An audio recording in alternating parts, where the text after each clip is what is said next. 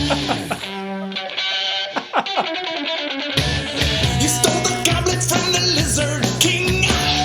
Now you have to feel his elemental sting. You got nowhere to hide, nowhere to run. You know you didn't have to take that fall, but you wrote your name on the wall. What's up, everybody? Welcome to our new little show.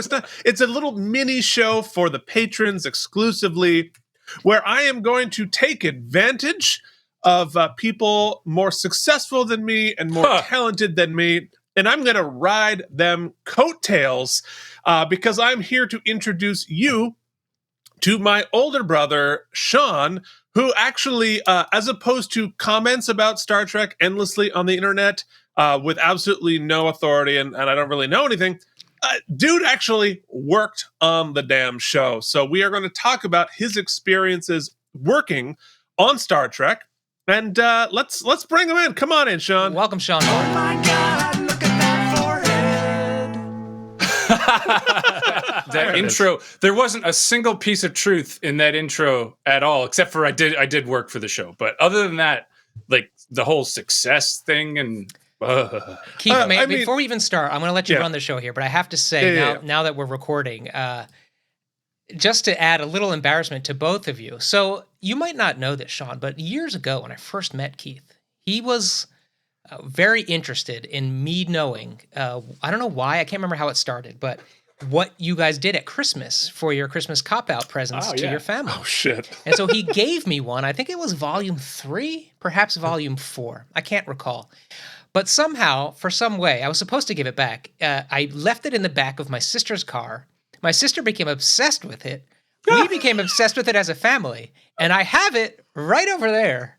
And still, on occasion, will give it a spin whenever I'm in the old Honda. So just so you know, I've been a fan of the Varney brothers since way back. I'm OG, baby. Oh man! Now is that the one with the goth metal version of Jesus Christ Superstar? It is indeed. Or maybe I'm just thinking okay. of that because you played that for us recently, Keith. That was one of the first ones. Yeah, so for everybody else out there, what we did... Geekish Tendencies, I believe it was called? That's 5. Yes, 5. That's the 5th one. Yeah. Anyway, he knew right away. Well, I spent a lot of time on those things.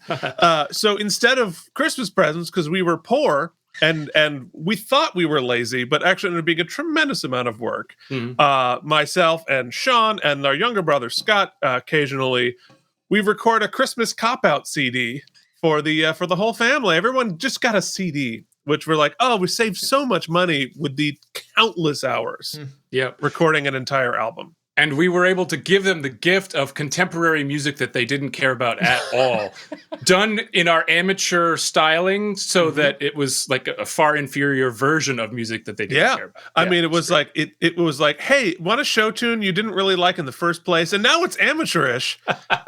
Well, it's more than amateurish because you both ended up in professional music, so or sound it was pre-professional. Actually, Shaun was very professional. Yeah, I was a professional at that point, but only technically. Yeah. So it sounds good to me. Anyhow, that's not what we're here to discuss. Although we could discuss it. Yeah, just to be fair, folks out there was no patron tier to hear any of the Christmas cop-out CDs. Just me, baby, just me. Yeah. Absolutely not. Yeah. So Shaun is it's probably better if I explain your trajectory because you're going to be too modest to actually explain what it was. So Shaun is a world-class musician and composer. Before he started any of his Star Trek work, he was the bass player of a nationally released amazing band called 5 Seconds Expired, formerly Slush. Their album Null came out kind of about this time, probably like early 2000s. Is that right? Yeah, something like that. Really fantastic. Or actually, could have been 96, 97. Yeah. Okay. So we did another one in the early 2000s. Yeah. So super successful band in Burlington, Vermont. People are still talking about the band right now. It's like the 20th reunion of something or other. You have very devoted fans out there. Great stuff. And then you started working with our uncle Jim in Star Trek. So how did you begin your involvement with Trek? Yeah.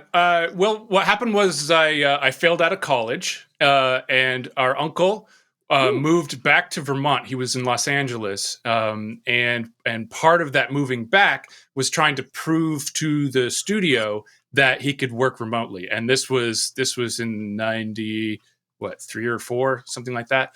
Well before working remotely was popular. And well before anyone had any faith that you could do it. And he was in charge of basically all Star Trek sound. He designed everything except the original series with the green ladies and stuff. Like he designed all the sound, everything was responsible. So it was a big deal, him moving away. So he basically originated with Next Generation. Yeah. Did all of the sound design. He oversaw the whole thing. Yep. Next Generation, Deep Space Nine, Voyager, and Enterprise, as well as all the contemporary movies. All the movies, everything. Yeah. And in fact, kind of an interesting story. He also did Max Headroom. Do you remember that show? Max Headroom. That was his first real project. That was the first thing that he was in charge of. And he came from that and was asked to put together a demo for what was going to be the first generation. Next Gen. Thank you. That and so he put together a whole suite of sounds and designed the whole thing, designed the ships and everything, and then brought it to the producers, and they hated it. And they were like, no, we want this to sound like the original Star Trek. You know, the sci-fi campy 60s stuff. sound. Yeah, and so they didn't want him, but Gene Roddenberry listened to it and said, no, it has to be this, and if you don't do this, I'm not going to participate. So Gene Roddenberry is the reason that Jim was able to get it. So he moved to Vermont. I was being super duper successful by failing out of college, but I was in like an electronic music and recording kind of path. And Jim decided that moving, he would also need somebody to do some of the grunt work at night, and so I took over, and he trained me for years, and I ended up working at nights while he worked in the day, so that we could get the production done in time. So you were running the studio 24 hours a day out of his basement studio in Vermont. Yep. So before we get into too much of like your process there, what was the telecommuting process for you in those early days? Yes, thank you. Thanks for pointing. Yeah. So the way it worked is we would communicate through phone, and we would send these really small digital files over a rudimentary dial-up. But that was basically just like instruction files and the computer we were using was a Synclavier, which was a computer sampler keyboard system that was actually created in the 70s. And hadn't really been updated since the 70s, so it was already super duper old. But it had some basic sequencing files you could switch back and forth. Anyway, so we would build up all the sounds, and we'd do tracks and tracks, and we typically did 64 to 128 tracks at a time of different levels of sound effects. Anyway, and we would record it all to this digital file and then run to FedEx and pay whatever ungodly amount of money it was to get it shipped next day. And it would be in Los Angeles the next morning for the mix. And the format, what you were actually shipping was just a digital multi-track DA88. It basically looks like a giant VHS.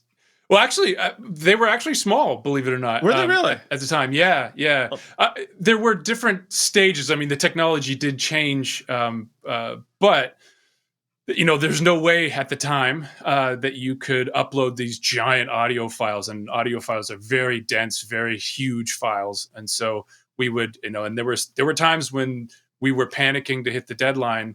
And so we were recording, getting it all there, and then just sprint to FedEx to get it there. What was the turnaround? So between time when you would receive the initial, what did you? Let's go basics, because I don't know, right? So what did you what would you get from the studio as far as what to work on? How long would you have to work on it? And then from when you sent it out to them, whatever you would send them your files, how much time was there for bounce back before they put to air? Yeah. So what we would get are these large tapes. This That's might have what been I'm what you were thinking. Yeah, of. that's exactly what I was thinking of. Yeah. Large video tape, and I don't know the technical term, but they're huge. They look like Professional books. VHS dealies. And what they would have is the what they claimed would be the final cut of the video, which is all the scenes and everything, but it would only have the production audio, which would be the microphones that they actually have there on stage. Doesn't have any of the ADR. It doesn't have any of the dialogue that gets recorded after the fact. Like if there's a microphone, or some bad sounds that happens, they'll re-record that audio. But so none of that. Really rough. All the doors are plywood, and you can hear them go. Well, I tell you what, Shaun. Yeah. Let's go into our screening room because Okay. I can show you exactly what you're talking about. So, Mike, this is raw footage, Enterprise. All right. An unidentified. No, that's not it. Nope. Just kidding. That'd be the wrong one. That's raw post all footage. the sounds. Yeah, If that's Raw what it footage. sounded like, they wouldn't have paid me anything. That's true. Don't drink too much of that Andorian ale in one sitting. Clump, Status. clump. We've lost the warp trail. You can hear their footsteps. Don't underestimate these pink skins, Lieutenant. No music. Racism? They're still out there. I said the matter was urgent. Typical humanoid arrogance. So the ship is dead silent because you got to do that. But they, Alert the crew, it's gonna get rough. the effects would be in visual effects sometimes. Sometimes. That was usually a bone of contention for us because, excuse me, sometimes like these ships going by, it's all stock footage. They would reuse it, so that would definitely be.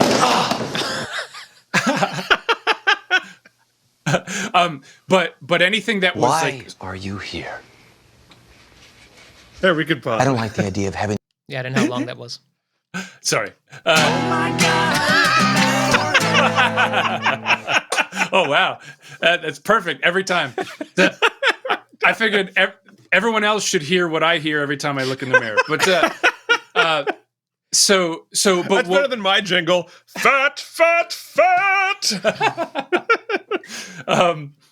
but so we would have the standard ship buys that would usually were created to establish a scene, but like battles and things that they had to make uniquely for that show, typically what we'd get is a black screen that says ship shooting another ship returning fire, kind of thing, or alien slithering down the wall or something like that. So those we would get much later in the process because the CGI people would work on that and then ship that out. And then we'd design for that and add it into the overall design. It was, we would do all the normal things first, wait for the last second special effects and do those kind of thing. It's a lot of, as I said, a lot of scrambling, a lot of panicking. Yeah, what period of time would you have to work on that? Yeah, so we typically have 2 weeks to work on a single episode, and they had it paced out where obviously started production well before the season started, and so every 2 weeks we would have produced another episode, and so the part of your question about how long from the time they mixed it to the time it airs totally varied. It was all over the place, and they didn't even do it in order. Sometimes they would produce it, second in line, but it wouldn't publish until sixth in line or something, and I never quite understood the thinking there, but someone had a plan for the whole thing. So yeah, we'd have 2 weeks where design the audio, then we would do the last second scramble, get it on tape, ship it to Los Angeles. Then typically the next day they'd be on the mixing stage, where they would have our 128 tracks, and then 128 tracks of music, and then another 128 tracks of dialogue. The re-recorded dialogue, or even the stuff that's on set, they'll clean up and you heard all the clunks and stuff, but there were decent takes of narration in there. The acting is good and it all sounds good, so they're going to keep that. Oh my goodness, that's a Star Trek sound. That's right. Somebody give Shaun a quarter. Anyway, so it was a good take. They're going to keep it, but there's noise in between, so they'll fix it all up. So that's huge. I actually went to a mixing at the end of the whole life cycle. I was too shy to go out there, every year because there'd be a rap party or that sort of thing. I'm too much of a shy dork to do that kind of thing. But anyways, it's huge. It's a giant thing. So they would mix it. They'd take about a day or so to mix it, and they have these really experienced mixers down to 2 channels. Yeah, down to 2 channels until Enterprise, where they started to do a little bit of surround, but for the most part, like Voyager was stereo. And they had these really experienced mixers. They did all the movies. There's a handful of mixers that do all the movies you've ever seen, all the TV shows you've ever seen. And so these are just hardened veterans, and they just amazing at what they do. But so what we do is we would wait by the phone while the mix is going on, and we wait to hear if they didn't like something, and then we would do a last second panic redesign of something and send it to them over the modem. And if we create new audio, we have to send that new audio kind of thing. And Jim had a partner, Tomi Tomita, who I worked with all throughout Voyager and Enterprise. Great guy, but he also had another synclavier system in Los Angeles, and he would be there in the studio. So we would send him that audio. He would convert it on the spot and get it to the mixing stage, kind of thing. But the only way you could do that is to have these 2 ancient computers that are really hard to get. You had to have 2 of them, otherwise you couldn't trade information back and forth. So you kids have it easy nowadays with your uploading and whatnot. So I want to talk more about as you got further, but you started working with Jim Voyager season 2, is that right? Yeah. Or tail end of 1?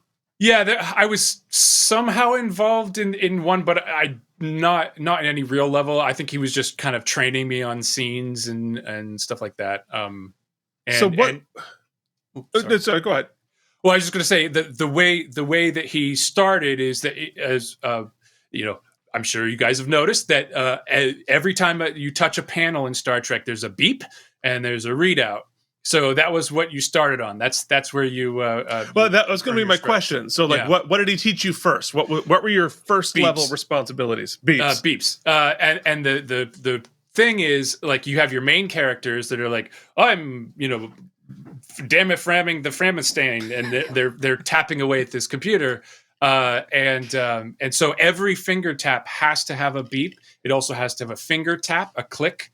And one of the things that I liked, one of the things I liked about Enterprise was that there were physical metal clicks involved, which made it, to me, feel a lot more believable, even though I understand the technology change and it's just a touch screen. Well, and interestingly, it felt like weird and sci-fi then, but now all the clicks are. Yeah, totally. Yeah. But that's interesting that you point out that there is both a click of the actual finger touching the thing and then the beep of the machine. And so all the timing is described in frames or partial frames. And so you can't have the click on the same exact time frame as the beep. It's got to be a little bit before. So it's like tap beep.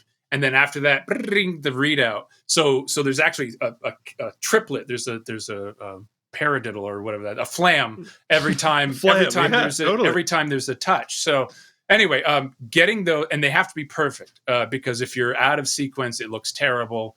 It's already a plastic scene, and the actors aren't really doing anything, and so some of them are really frantic in terms of figure. So you have to kind of sell the reality. Anyway, getting that, learning how to get it in perfect sync was the first thing, and it honestly with Star Trek that was a big thing because there's so much of it. And so we have the main character, but you also have the 2 people in the back who are just mindlessly tapping it. And all of those have their own sounds, like different types of beeps, and also everything in perfect sync with the things that they're doing. And that different... So here's the next question. So when you have your hero beeps, and then you have your extra beeps, are you mixing the volume of the 2?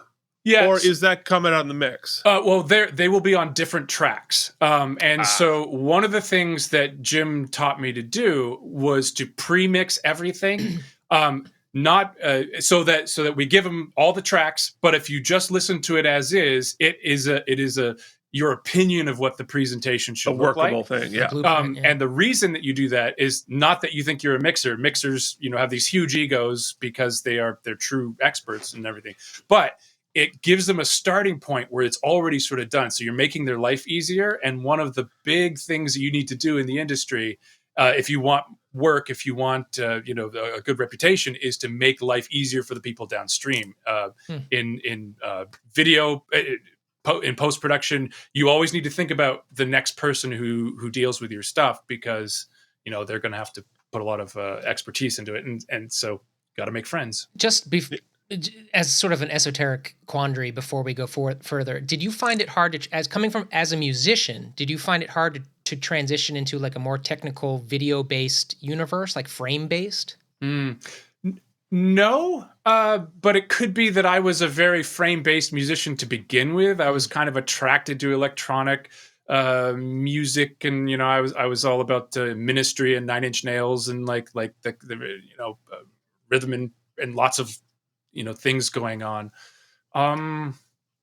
No, it clicked with me for whatever reason. Well, in some ways, it is a type of music. I mean, you just use musical terms to describe what you were doing there, and absolutely, yeah. There's cadence and rhythm, and you have to because the other thing is you have to be somewhat artistic about how, especially the readouts. Like, say we're talking about beep still, beep beep beep beep is one of they do the fingers, but the readouts in between those beeps, you need to balance it and have it ebb and flow with the dialogue, because you can't have they're doing some complicated thing and you're doing some complicated thing on top of it. It's distracting, and that's very similar to music, where you can't have two people soloing at the same time. Where you can, but it's jazz at that point. But it's that sort of taste that you have to try to apply to it. It just I know this, but it needs to be reminded every once in a while. The fact that these actors are on these sets with none of that, are just doing these scenes, and the technobabble can be difficult to translate at times as a performer as is, but without any of the sound reinforcement, that is a challenge. You forget when you're watching the show because the magic takes over. Well, that's one rumor that I heard about Patrick Stewart, actually from Jim and from the people he worked with, is that when this was when we were working on some of the movies. You get in dailies, which are the same scene over and over again, where they do the 10 versions of the "Hi, how you doing? Hi, how you doing?" or whatever, and you'd see all these actors doing dailies, and for almost all the actors, they're good, they're engaging, but it's slightly different every time. It's a little funny or a little off. It's like it almost looks like a different artistic choices every time or something like that.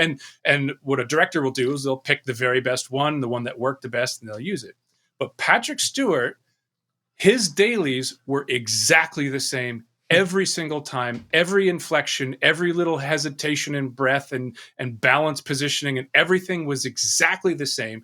The only thing that might be different is the lights in the background might be different, the camera might be different, and it's like everything he does is so precise and intentional that it wasn't just I'm saying my lines and we'll see how it works out. It's like I am doing exactly this now, and you just see the amazing professionation. Yeah, it's incredible. Well, in some ways, I think it translates well to the music as well, because you're replicating things in a very specific way. But it's also true as a Shakespearean actor. It's Shakespearean dialogue isn't just dialogue; it's in a meter, and so it has a musical score to the dialogue as it's happening. Shakespeare is telling you where the emphases are. And I think that training, he probably translates it into his musical notation in his brain, and therefore it's very easy to replicate. Yep. It's fascinating. Yeah, and a lot of the sound guys that I've met are failed or recovering musicians. It's something there. as well. Like a lot of studio guys are too, right? You want to be able to record because you're a musician, but you got to be able to afford all this expensive equipment, so you turn it into a career too. Yeah, I mean, that's no different than theater. I mean, every position in theater, from the stage managers to the producers, to the company managers to the tech guys, they all started as actors. Yep. We all start there. Yeah, so you started on Voyager. Now, you hadn't joined the union at that point yet. Yeah, that was a whole thing. So you have like 150 episodes of Trek you worked on that you don't get credit for, nor get nominated for the Emmys and all that kind of stuff. Yeah, I don't. My IMDb page is way shorter than it actually is. But that's the thing. Unions are great. I'm go union. But they have that good old catch-22 that I believe is also there with the Actors Guild, right? You can't be considered to be a member until you've worked, and you can't work unless you're a member. Yeah, oh yeah, very familiar with that. So the only way to get in is to break their rules. Right, that's right. Well, you were basically an apprentice, right? You were working up as an apprentice. Now, did your uncle pay you kind of to like work at his studio? Is that how it worked? And then you transitioned to work for the studio? Yeah, that's exactly what happened. Yeah, I worked for him as an employee. I think until Enterprise happened. He set that. He organized that in terms of like the deal and everything, and then retired. Right as Enterprise kicked off. But so I think it's fascinating. So you didn't have your own studio to begin with. Yeah, and as I mentioned before, you and Jim were sharing his studio. Now, he built this sweet like man cave studio, which is kind of the reason I have mine, is because the first time I went down and I saw Jim's studio, because they bought the house in Berlin, I walked down there. First off, there's the wall of Emmys down the stairs that are like lit and on a shelf. I mean, a literal wall of Emmys. When you go down, you turn around, and he's got this such a cool studio. You probably hate it because you spent so much time in the middle of the night, but I was blown away by it. And he had the studio monitors, both audio and visual, because you're working off of a visual thing, which at this point was still a CRT. There was no flat screens. It was not high def. Right. It was the big old Sony monitor, which I believe when I moved to the city the first time, you gave me an old one of that, an old Sony monitor, which I used as my TV, that looked like a normal TV, but it weighed 10,000 pounds. Yeah. I don't remember if that came from the studio, but or maybe something I picked up for my studio later. But yeah, they were monsters. And no, I don't hate the space. You can't spend that much time in a place and truly hate it. You've gone through so many battles and so many moments of triumph and failure and oh man, the computer system was very, very old, and it had a saving function where you could hit some buttons and save your work. And I couldn't tell you how many times I do like 3-4 hours of work and then realize I hadn't saved, and I go to hit the button and it deletes the whole thing. Oh, Jesus. And just like, and you're like, that's it. Life's over. I'm done now. Yeah. Because he had honestly, his setup looked like the bridge of the Enterprise. Yeah, it really did. Because you had the synclavier, you had the computers, you had some other equipment there, and then like you had your view screen, which was your monitor right in front of you. So, so I think one of the complicating factors for you is that because Jim was working during the day, you had to work at night. Yep. And so you also lived in Berlin. You would walk to his studio. Yep. And what was your shift? Like 8 to 8 or something like that? Or yeah, something like that. I don't. It may not have even have been an official shift. It was. I would head over probably around 8, and then I would stop when Jim took over the next day, unless we happened to be done. Then I'd go home. But it was whenever he wanted to start working is when my shift would be over. when you had to go away. Yeah, exactly. I remember one.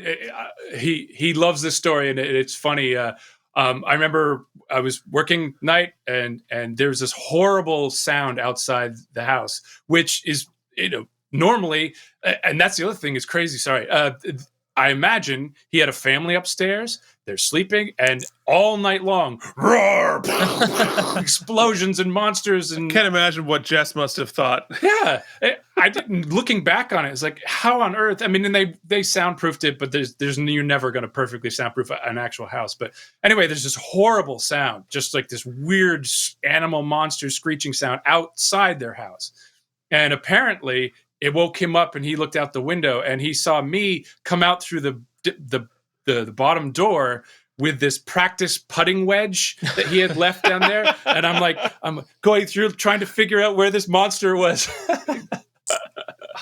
Hilarious.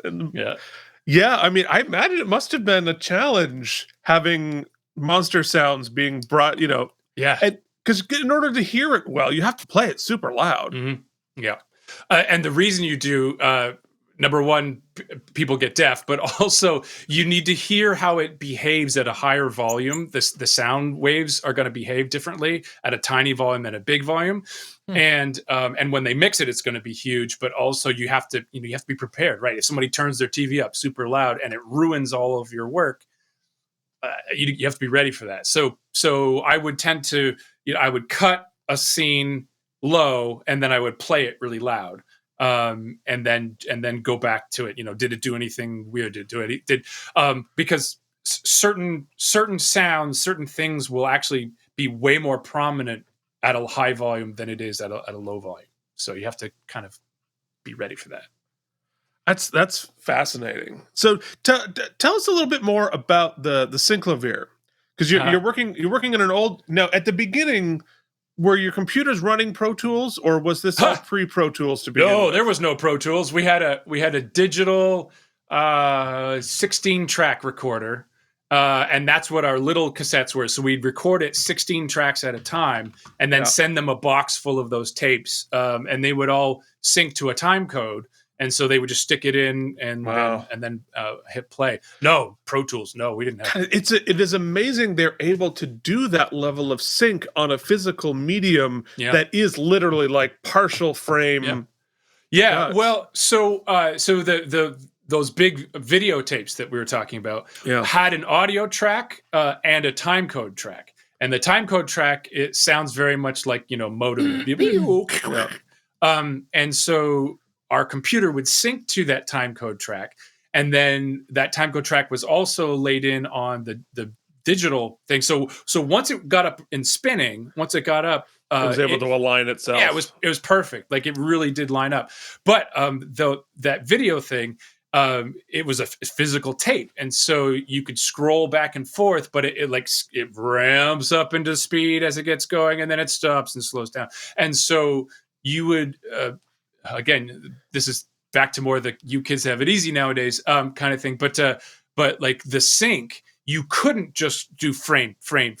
You would have to figure out what frame and partial frame you want to do, and you did it all by eye at full speed. And then if it wasn't right, you would adjust it. But there was you couldn't go back and check anything. No, that blows my brain. Even doing the audio sync, because like past an hour, even on digital files, there's drift, right? So your master recording and then the raw recording from the camera will start to drift out of sync, even after an hour. That's kind of a pain in the ass to fix manually, digitally. I can't imagine trying to do that analog. Yeah. Well, when Enterprise happened, they switched over to digital delivery of the video form. Actually, it might have been towards the end of Voyager, but that changed my life. Having it as a digital file that you could, literally go frame by frame by frame. And some of the cheating things that I would do later on was that I'd play that video at half speed and then record the beep movements. And at half speed, you're much more accurate, and your first pass is way better. Yeah. Total cheating. But were you actually playing it on this, like on the synclavier or whatever was after that, like you were doing MIDI? Yeah. So we'd play it we'd have a giant keyboard. Do you remember the model of that keyboard? I want to see if I can find a picture. Oh, the synclavier Synclatron.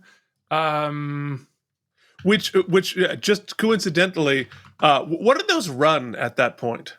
Oh, yeah. Jim bought his for $500,000. Jeez. $500,000 in 1980, mid 80s. Yeah. And they were so depreciating that when I bought mine in mid 90s, it was 20,000, I think. Wow. So that's how quickly they fell. Also, as people who helped you move your studio once or twice, it was also 20,000 pounds. It was 500 pounds. Yeah. And it had its own like giant tower. It would pump out heat like you wouldn't believe. In fact, Jim had it in a completely separate mechanical room, and it was all blocked off with his own air conditioner. You could buy RAM for it, and RAM was absolutely a critical for what you're doing. And it costs $1,000 per 1 megabyte of RAM. This can't be right, but is in this universe? Yeah, that is a smaller, simplified version. But that is very similar to the actual keyboard interface. So that would be the keyboard, but the actual sampler system would be this tower, huge refrigerator-sized tower.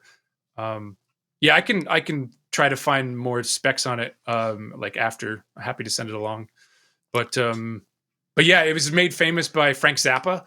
Made the synclavier famous. He did a lot of his compositions and talked about it constantly. I don't know, Keith, where you have it planned, but I'm interested now in the actual sampling of sounds, like that, because there seems to be a wide depth of creativity necessary. Was that something you guys put your heads on as to how to sample the sounds or find them, and what kind of back and forth was there on that? Yeah, that's a really good question, because like Shaun's describing attaching the sound in the right place, but the real magic was creating the sounds in the first place. Yeah, so there was with especially with Star Trek, there's an established library of sounds. Like everything has a sound. Every room on a ship, no matter what series, every room has a unique sound. Most of which Jim established, yeah. Oh yeah, he designed almost all of it, except for towards the end. But and so you'd reuse those. You'd have a library. Every background would have 8 separate stereo tracks of hums and telemetry just for the background, not even the storytelling parts. Like rather complex in editing, but that's established. Which, if you listen to our DS9 review show, we have the DS9 hum underneath us as we talk. Yeah. What do you mean DS9? Which room of DS9 is the hum? It's not. Mike, you probably know the answer to that, right? I'm not going to say it's just the first one that popped up on YouTube, because we're definitely not using a YouTube sound. Yeah, we would never. Yeah, but were I to look it up on YouTube, I would have picked the first one. It's probably Ops. Yeah. So honestly, I don't know Deep Space, and I don't know the rooms and stuff. So interesting. The bass white noise, right, is different depending on the room you go into? Oh, absolutely. Totally different. Yeah. That's awesome. And so like if you are in a hallway that's leading to the bridge, we would even as the doors open, we would pan in the sound of the bridge noise as the door opens, and then as the camera enters the bridge, we would then have a mono version of the hallway noise, and then that would pan out as the door closed. Like we would even guide you from room to room as to introduce to listen to your shows with headphones, folks. To give respect to the sound people. Well, so I love the mixers; they were great, and it wasn't their decision. But the sound effects tracks are mixed so low that you can't hear 90% of the work I've ever done, and it's frustrating, because you're like, oh, I spent 3 solid days on that, and you can't hear it. So that's great. Jim won't watch any Star Trek for that very reason. Like it'll make him mad thinking of all the effort and everything. And in the end, it's not up to us what's used and not used. Our job is to hand things to the mixers, to the producers, and the director. So not to get away from the question, because because despite the volume factor, which I can totally understand that frustration, really I think one of your major contributions to the Pantheon is the creation of these sounds. So how did you let's get back to like how you sampled a lot of those. So it all depends the specific, what the specific thing is, but typically when we're creating a sound for something, we are referencing a library of pre-existing sounds. Like the movie industry has sound libraries that you can buy. You can get them online now for almost nothing. But back in the day, we had CDs of literally millions of sound effects that were used in all the history of movies. You know, the old cowboys from all the movies. Anyway, everything that's done there. But we would layer them together in unique ways. So an explosion, any explosion you hear is not a single explosion sound, but it's probably 10, 15 separate sounds layered on top of each other. The whole thing is catching sync and catching detail and mixing them together. So it's an artistic decision of how to combine these sounds together. And the very best thing you can do is to go create your own sounds, which whenever we had good opportunities to do that kind of thing, it was always a wonderful thing to do. There was one time at Jim's house, I heard this crazy sound outside, literally outside his door. And I grabbed the microphones. We have the nice recording system, and I ran out into the woods. And it was a murder of crows, or ravens, actually, like probably 100 ravens, all screaming at the same time. And it created this constant swirling noise that it was really, I've never seen anything like it since, before or since. And so we recorded it, and that was able to get that sound. I think it ended up in a couple spaceship buys and some stuff like that. But another good one was in, Keith, do you remember what year the big ice storm in Vermont was? Well, there was probably 96 was the second big storm. Could be. It was one of those, but anyways, it was huge. It like power went out for a week, and people, their power lines, it was crazy. Like 2000. Yeah, and it was ice, freezing rain, and trees were just falling like crazy in the middle of the night. And so there it was in the middle of the night with microphones out in the woods, risking my life, recording the sound of trees falling, because you don't get an opportunity to get those without a chainsaw sound very often, right? So I'm there recording it. It's chaos all over the place, and we got it. And I believe some of those trees made it into a couple of the movies, but also there's a Voyager scene where the ship crashes into a planet and it hits trees and stuff, and there are trees right there, right from the ice storm. That's cool. It's too bad you didn't have it for Generations, because they did a ton of that in the crash. Yeah.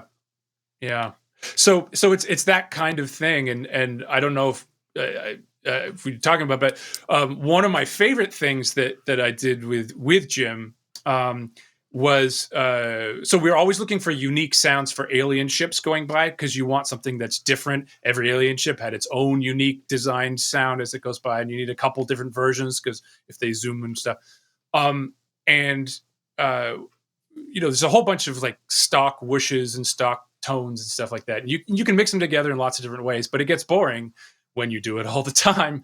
And so what we did is we went to Keith and my childhood house in Underhill, and we ran this cable all the way down a hill, like hundreds of feet, really, really far.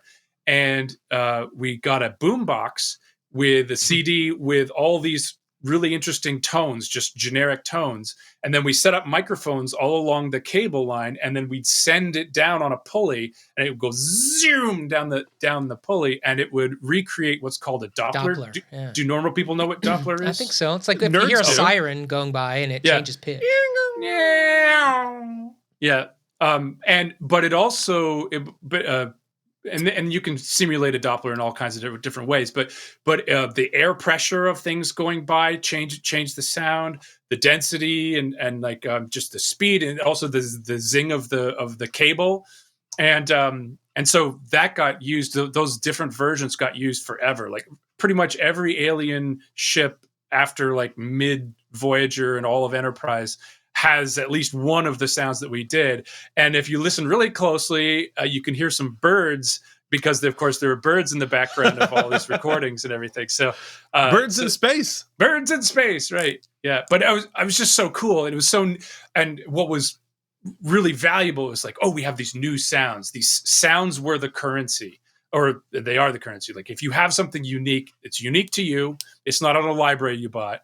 But it's also something no one's heard before, kind of thing. And when Jim was out there for out in Los Angeles for, I think it was First Contact, or maybe the one after that. He actually had someone broke into his car and stole some hard drives out of the back of his car, which contained all of the sound effects that he had uniquely recorded and created. Oh my God. And they were the only copies. And so someone out there has a hard drive that they probably turned around and sold for $10 to plug into your computer that has, I don't even know what the value would be of those unique sounds. God, that's crazy. It's heartbreaking. But well, let's do another clip. Because we have an Enterprise from the show Enterprise battle going on, and so maybe we'll hear some of those ships, and then some of the battling on the bridge. You have another interesting story about how you create the bridge rattle. An unidentified vessel, sir. 50,000 kilometers and closing. They're hailing us. Let's find out who they are. What can we do for you? The magistrate feels that we let the ambassador go too quickly. She's needed for additional questioning. Get to the battle. She'll drop out of warp. We can dock with you, and Now he wants her back? I'll have to contact my superiors. we'll wait for you to confirm whatever you I have. don't know who edited this. This is very strange. I thought it was you, That was buddy. Starfleet Command. No, I I didn't. can't get through. That chip's jamming all our I comm also borrowed frequencies. this from They're charging weapons. source. Polarize I'm going to scrub. There we go. There you go. What the hell is he doing? Porthole plating's offline. Aft torpedoes. Return fire. Direct hit to engineering, subsection 12. Yeah, all right, so We've stop taken there. damage. okay, so that last big boom is a perfect thing to point this out. Whenever a ship happens, of course, in real life, all the actors are doing is shaking their bodies around. Yeah. and, All right, and the hold guy on, holding guys. We're gonna do.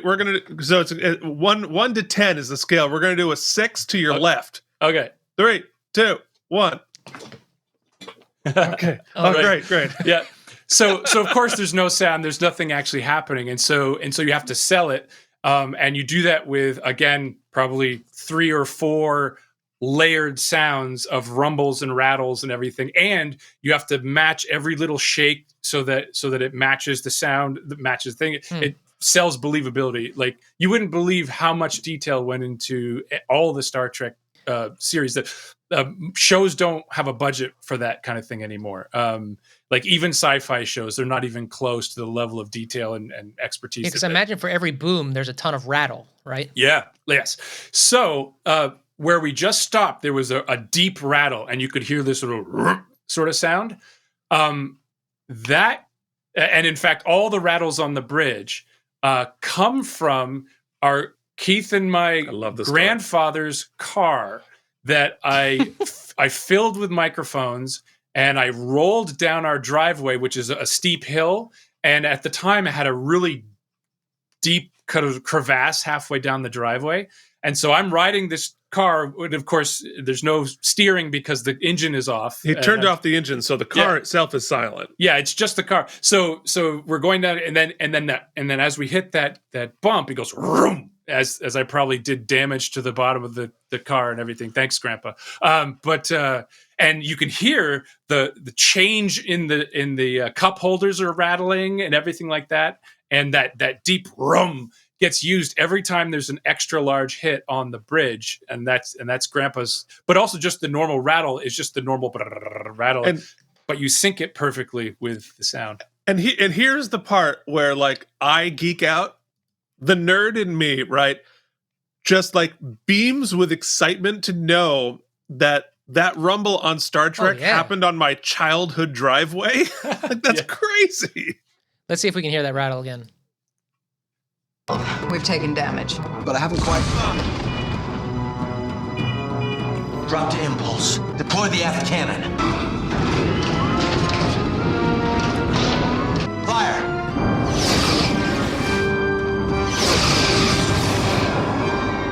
Their shields are failing. They're dead in the water, sir.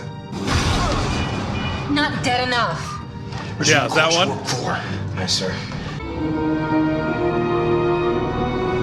There, cut it there.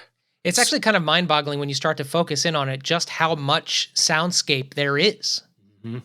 Well, Another thing I noticed, sorry, is that, you know, the graphics that are behind everybody with the little digital readouts, all of those lights have a sound. Beep, beep, beep, beep, beep, beep, beep. It's mixed so low that you'll never hear it, but it's there. And that the perfect sync, the not missing anything, having things pan around based on how the camera's looking and all that kind of stuff, that sells a reality that you don't even know that you're listening to. It's one of the things I love about high budget movies is the sound design. Even if it's a terrible movie, the sound design and all the details and every little thing, it sells it. I love it. It's such a great work of craftsmanship. And I think that is an underestimated reason that we're here in 2023 talking about this show from 25 years ago and the Trek world in general, because what it does a great many things very well. But I think its number one selling point is the universe and the world that we're invited into through immersion. And that these things that you're talking about, it might just be subconscious. You don't even, you don't hear it, you're not aware of it. But I think it builds the reality that we really do, you know, in the same way that good writing and good acting makes us feel like we know these characters, right? We know these spaces, the bridge and the ship and the hallways. It feels real. It feels like we know it, like it's an old friend, it's family. We feel so connected to it. And I think that if you watch the raw footage that we looked at earlier, you don't feel that. It's like, oh, that's weird. That's a set. It's so dry. It doesn't feel real. But you add the sound design, and it's a real place. And I think that is something that you could do that superseded the budget of the set or the visual effects or whatever. That always was right and always immersive. And I think that, you know, everybody here watching this feels like they've lived in this world. They know these people. They know this place. We know what it would feel like to walk down these hallways. It's in a large way because of the sound. Well, and the other thing is it's like there's a couple different disciplines too, because the same can be said about the music. You take away music, and even if it has great sound design, sound effects, it's missing the emotional guidance. Like you'll have reality, but there's you know, so it's servicing another aspect of the soul through the ears. So you have the emotional guidance there, and then there's a whole nother sound effects department called Foley that gives you the physical movements of people and the sound of their clothes as they move around. That's not something that we did. We did sound design, which is for things that aren't necessarily real. There's a lot of crossover, like fist fights would be us, because, you know, you have that punch that doesn't sound like a real punch. It sounds like a drum and an explosion, and you know, like real punches are quite boring sounding. But anyway, but like again, that Foley and footsteps and everything gives it it's reality. It gives it a believability, like a real organic thing. Whereas the sound design might be a little bit fanciful. It's got aliens and screeches and all kinds of stuff. So anyway, it just crosses over that way. And then of course the good dialogue, the ADR replicating dialogue. Interestingly too, like the better all of that, the better the cohesion of all of that is, the less you should notice it. Oh yeah. Right. Which is, in fact, when it's bad is when it's noticeable, right? Like right now with our 5.1s and our 7 however many channels you've got, you can tell when things are gimmicked, right? Like, oh, you hear the car passing from over there to there, and then there's a explosion over there. But when that pulls you in that direction, it's almost like a 3D effect rather than something that's lived in space, as Keith said. Yeah, I would say that 99% of the time, if you notice sound effects, something has gone wrong.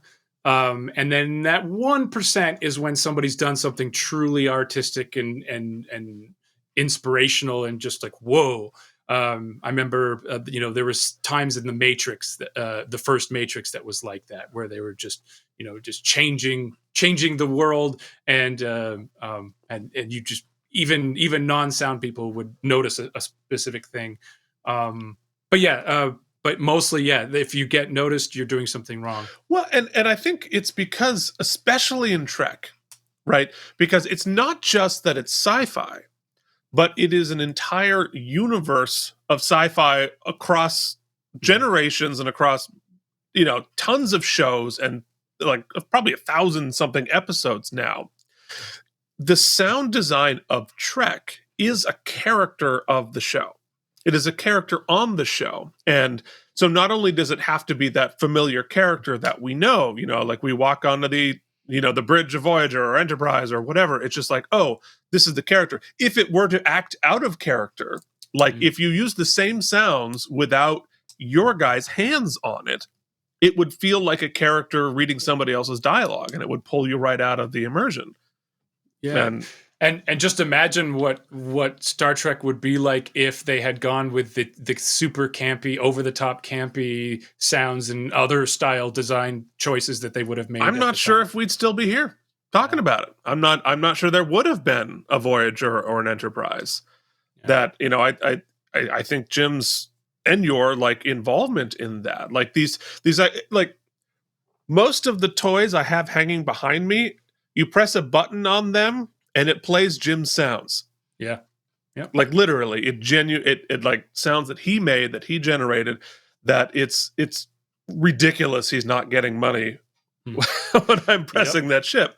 That's but the thing, yeah. The studio owns it. As soon as you deliver it, it's not yours anymore. Yeah, work for hire copyright. Ugh. Yeah. Well, and just the fact that Paramount was willing to spend that kind of money for all these series. I mean, literally every episode is a movie style production, and there aren't any shows out there that do that. And because it's so expensive, and now everything's on a shoestring budget, and with a reality TV where there's no budget at all, and so like all the scripted shows have to scale back because of this sort of thing, and now it's just not the same level. I mean, the level of production. I mean, you're shot on 35 millimeter film, for God's sakes. Yeah. I mean, it's like the unbelievable what they did for that. Well, we have so much to get into. We have endless amounts of. We just touched the very beginning of your career and started to talk about just a couple of the sounds. So here's the question, Shaun. Are you willing to come back and do this every once in a while? Yeah, sure. Yeah. And I can't promise that I will remember things as well as you do. But let's test that. All right. How many episodes of Voyager did you work on? Most of them. Probably about 150 or so, right? I guess. There's 170 something in total. Yeah. All right. Can you name 4 of the characters? The main cast. Janeway. Okay. I could have said I knew that. Paris. Okay, sure. Paris. Chakotay. Okay, 3. Keith, he's about to beat you. I want to say T'Pol, but that was the next one. That was the next one. That's right. That was the hot Vulcan. And the doctor guy. I don't know. He didn't have a name. It was the doctor. We'll count it. Oh, wait, I have one closing question, Keith, if I may, before we let you go into we end part 1 here. And this is more fun. So I remember when I was when I went to acting conservatory, the first day there was this professor, and he said, just so you know, the second you start this training and we lift the curtain, you can never not see the work. It'll be very rare that you can go see a stage play and not see the work. So now that you're in this universe, since you started in that basement, can you not see the work, or are you always hearing sound effects? Or are you always seeing other people's work and listening? And as an addition to that, like, what is some stuff currently today that you think is exemplar work? So I haven't been actively doing sound effects for many years now, and that sensitivity does fade over time. While I was doing it every day, all day, I couldn't watch anything without analyzing I see what they did there. Oh, that was good. Oh, that was bad. Oh my God. I still can't see something out of sync and hold on to my lunch. It's just terrible. It's like the greatest sin. But nowadays, I think I have sort of molded back into a normal person, or at least in terms of that aspect of it. And I am now able to let things kind of glide by. And so, if you think about it, you can always see how the sausage is made, for sure. But it doesn't distract anymore. Like I said, the first Matrix, that actually helped. Like, I saw the brilliant sound work that was done, and it enhanced it for me. But most movies and most shows, I'd be like, okay, the sound design was, blah, blah, blah. And I didn't like that choice there. They shouldn't, and it would distract you from just enjoying it as a story. Right. And I don't know how to answer the current, pretty much any big budget movie. Well, there's a couple bad ones, but most big budget movies that are hiring union sound designers will be well put together and competently. It'll all be good. But I can't think of something that is superior. I don't know. I'd have to get back to you on that one. I don't know. I also don't watch a whole lot of movies. So, but I would, if I was to go out and look, I would look at high budget sci-fi movies is where you're going to see the most creative stuff, because, a romantic comedy that, they're going to make sure they have the right species of bird in the background, and that's about it. But, some alien species that's morphing out of someone's finger, or whatever, like that's going to be where the real creativity is happening.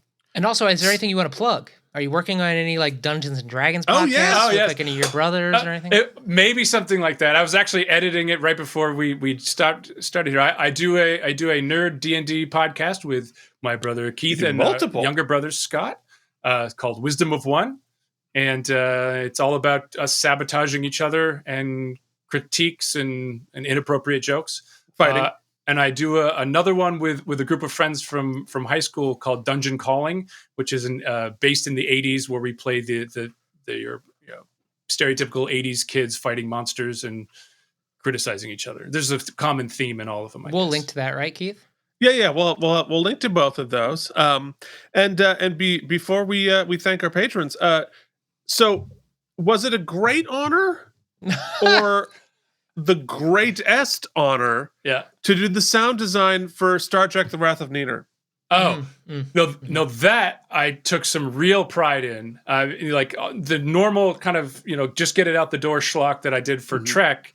I decided to really focus for Wrath of Niner. It was good. Yeah.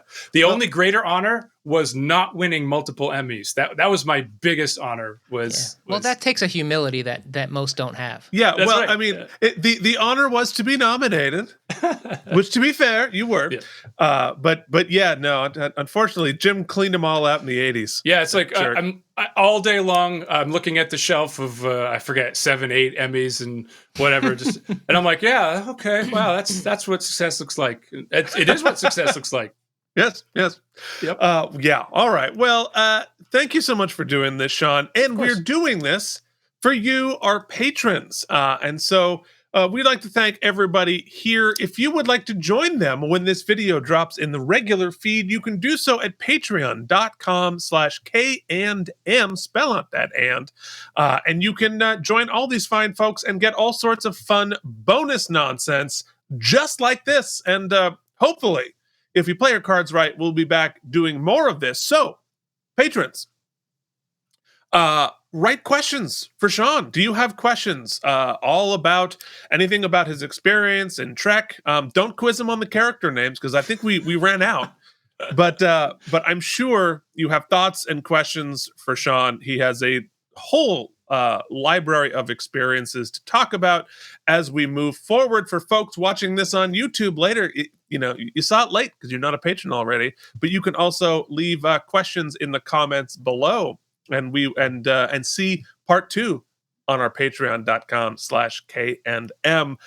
This has been super fun, long time coming. I'm doing my very best to play it cool because it's my brother and whatever, everything's cool. But the fact that you worked on Trek and Jim worked on Trek is it's kind of why I'm a Trek fan. but also the geek in me that genuinely has all that nonsense behind me is really thrilled and honored to just brush up against it just a little bit. So there we go. Thank you so much for watching. This is how we do it, Shaun. Good. There he goes. Till then, this has been Shaun Varney, Star Trek Sound.